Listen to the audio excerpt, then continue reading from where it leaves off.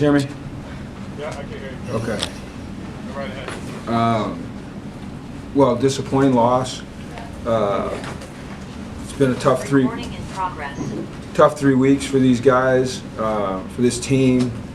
But I've always been a glasses half full guy, and I think that the lessons we've learned, the hardships we've faced, will just prepare us for these next 7. And we faced some really good football teams, and the score's been ugly, but we've been fighting some hidden victories. I think again tonight, you see a group of guys, a group of kids that have been through a whole lot, and I just told them they haven't fractured at all. And I've seen a lot of football teams when they go through a stretch like we've gone through, and have gone through some of the things that they've dealt with over the last couple of years, that they fracture and they stop trusting each other, believing in each other, working for each other, and we don't have guys doing that, and that's what's encouraging. On a very discouraging night, that's what's encouraging, and we're going to hang on to those things. They're good kids. They freaking want to be good. There's high character. There's want to. We just got to get better at doing the things that we need to do to win. The fundamentals, tackling, staying in the right gap, winning at the point of attack in the pass game on both sides. As coaches, we've got to continue to try to find ways to put our players in the best spots to have success. That's our job. But it's been hard. But there's not one player on this team that doesn't still believe that this would be a successful season, and there's not one single coach or administrator within this program that doesn't feel the same way. So we're going to keep fighting, and we're going to keep working, and we're going to keep working to get better, and that's what we're going to do. Offensively, you guys only had 3 first downs up until that last drive. Just why the struggles offensively? Well, we were playing one of the best defenses in college football, number 1, on the road, without our starting quarterback, without our top 2 running backs, and without our top 2 receivers. So I'll start there. From there, we didn't do a good enough job of scheming to put our players in position to make plays, and then we made some mistakes on the field. Speaking of the atmosphere, it was pretty electric coming out the gates. Do you think that impacted the team at all? We don't pay any attention to anything but what's happening on the field in front of us, and I don't think these guys are affected one single bit at all, not even a hint, by atmosphere. They don't care. Like players, I don't know that I've ever been around a player that's affected by an atmosphere unless it's in a positive way because they're playing at home. That's stuff that like media and other people worry about. Players focus about what's in front of them. Coach, you talk about finding those small successes, especially like those individual successes. Brendan Boyer-Randall having that interception, he showed up big these past few games. What can you say to his growing presence on the defensive end? Well, he does a lot of different things for us. He plays inside linebacker, outside linebacker. He plays rush end. We move him around a lot. He's a good football player. He's a big physical guy. It's important to him.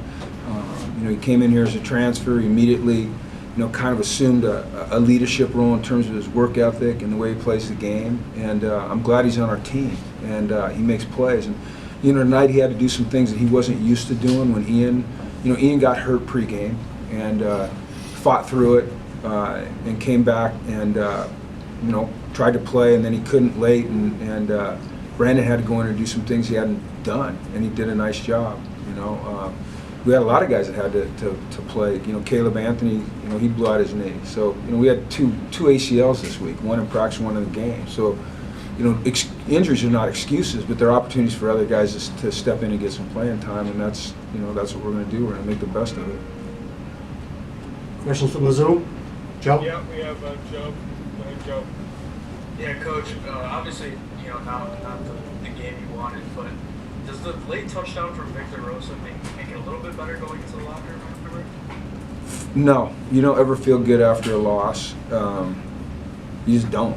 If you do, then you're probably not going to win a whole lot. So small victories, but that doesn't mean you feel good. Nobody feels good, but they don't feel discouraged either, and I don't feel discouraged at all, not even a little. I mean, there's discouraging moments in a game, but in terms of being discouraged, no. There's progress being made here. We knew that it was going to be a tough task. We knew it was going to be a process. we knew that we were going to play these 3 games, and I'm going to tell you the truth now.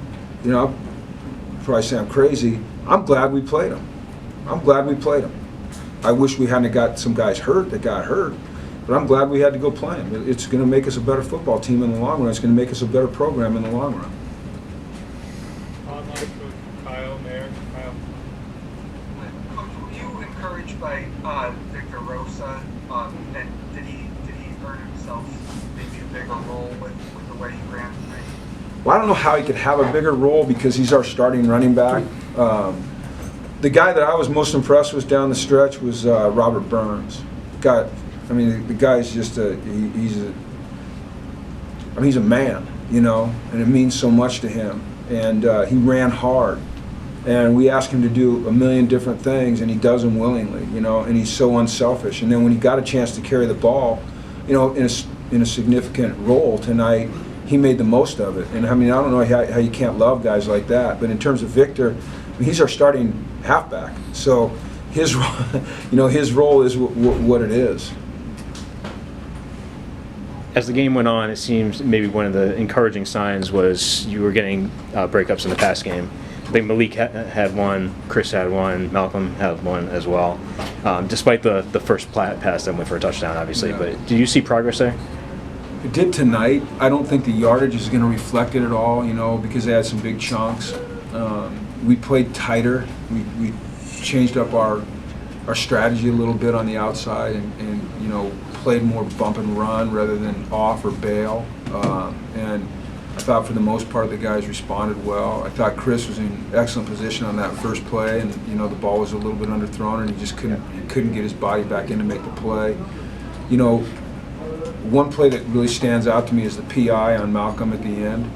You know, he had great position, and now the next step is just to trust his position and get his hands off the guy and use his body to widen him off the field. But you know, they didn't back down. You know, the corners challenged. Now the yardage was ugly, but yeah, there were some encouraging things there that we can build on.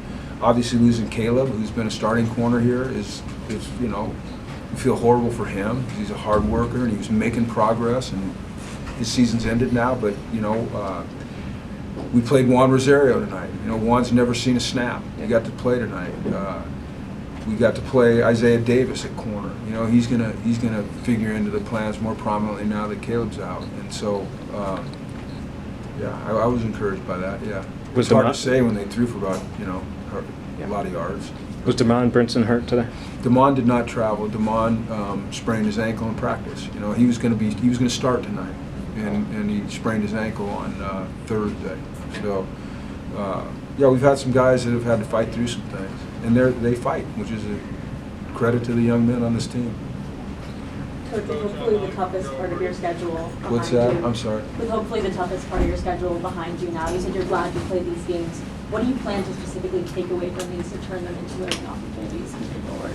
Well, I'm a big believer in, you know, fighting through adversity, and that makes you a stronger person, and it'll make us stronger coaches, stronger players, and a stronger team. You know, I mean, when you go through what we just went through, and you don't quit, you don't fracture as a team, you don't start pointing fingers at each other, and you build on those things. You know, I mean, that's what winners do. You know, losers fracture. We got kids in they're winners.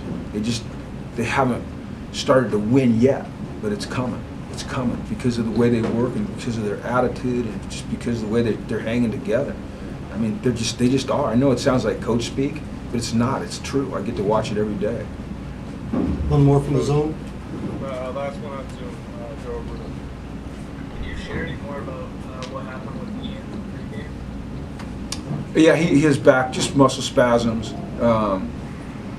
And then they just progressively got worse through the game, and then you guys saw him go down there in the fourth quarter, and you know, it's pretty significant, and he was doubled up, and he was able to stand up and move around, but he wasn't well enough to play at that point. And you know, we're in pregame warm-ups, you know, about 2 minutes before we go in the locker room, all of a sudden our starting linebacker's on the ground, and no one was quite sure what happened, so it was a little bit of a shocker.